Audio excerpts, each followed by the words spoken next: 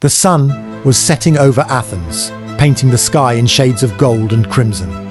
Among the noise of the crowded marketplace, an old man walked slowly barefoot, wearing a simple robe. His hair messy, his face calm. People knew him, not as a soldier, not as a nobleman, but as Socrates, the man who never stopped asking questions. He carried no books. He did not preach from temples or write grand speeches. He simply looked into people's eyes as if he could see directly into their souls. You say you know what virtue is, He once asked a proud young man. but do you truly know it? Or are you just repeating what you've heard? The young man fell silent. The crowd whispered. Some laughed, others frowned. And that was the power of Socrates. He made people think, even when they didn't want to. Socrates was not born into wealth.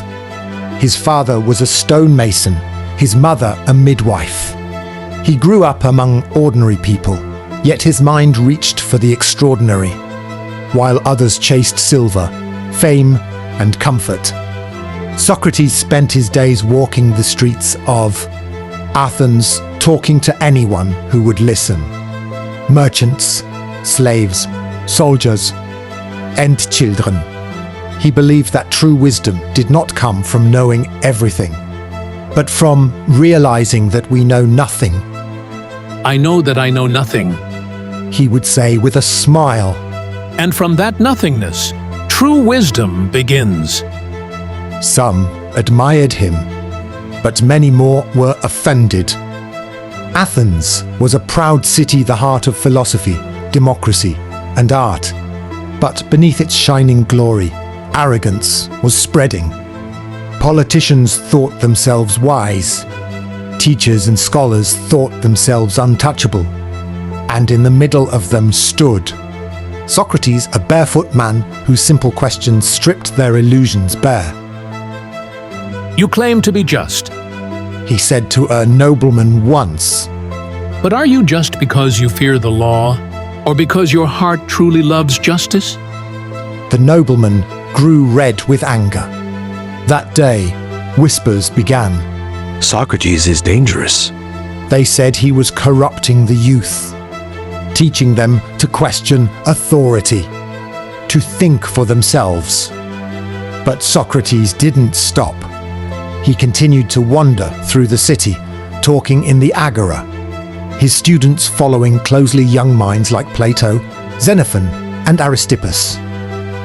To the rulers of Athens, this was rebellion in disguise. And soon, their fear turned into action. 399 BC.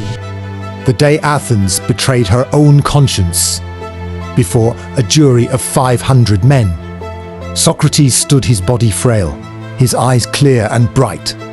Said charges, corrupting the minds of the youth, disrespecting the gods of the city.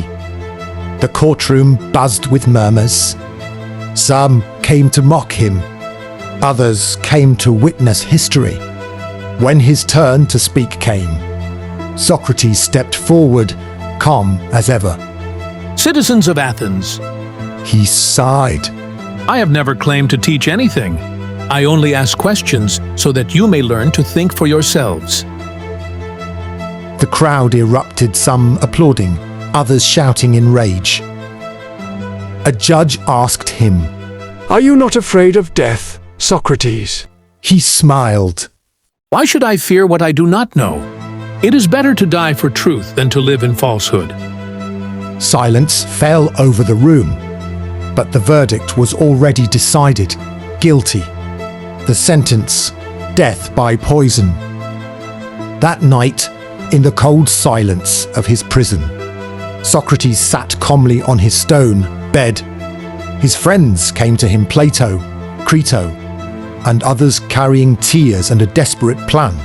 Master, Sighed Crito. we can save you. We bribed the guards. We can escape tonight. Socrates smiled faintly. If I escape, my friend, what lesson would I teach about justice? He looked up through the bars, where a single star shone in the dark sky. The law may be unjust, He sighed softly. but I must not answer injustice with injustice. Crito wept, but Socrates continued to speak all night about the soul that never dies, about truth that outlives flesh, and about the beauty of dying with integrity. Morning came. The jailer entered with a clay cup filled with green liquid. Hemlock. The room was silent except for the sound of slow footsteps and trembling breath. Socrates took the cup in both hands. His fingers did not shake. Do not cry. He told his friends gently. Death is not the end. It is merely a journey for the soul from one world to another. He looked at each of them, Plato, whose eyes glistened with tears, Xenophon, who lowered his head, Crito, who sobbed uncontrollably. Remember, Socrates sighed. seek truth, even if you must walk alone. He lifted the cup and drank. The bitter poison flowed down his throat. Slowly, his legs grew heavy. His body stiffened, but his face remained calm. The time has come He whispered. for me to die and for you to live. Which of us is truly blessed? Only the gods know. And with that, his eyes closed. The philosopher who taught the world to think died with a smile on his lips. Days later, the city of Athens wept. They realized what they had done. They had killed the one man who truly loved truth more than life itself.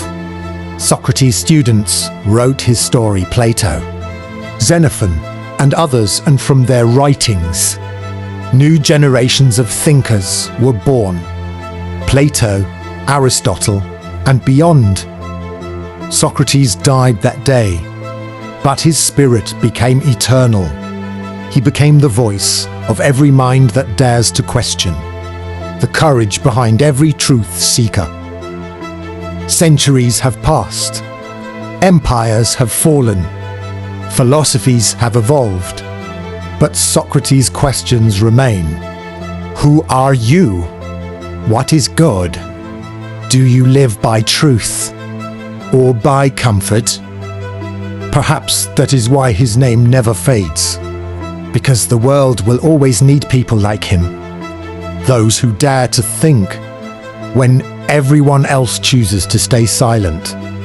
Socrates died for truth, but from his death, the freedom to think was born.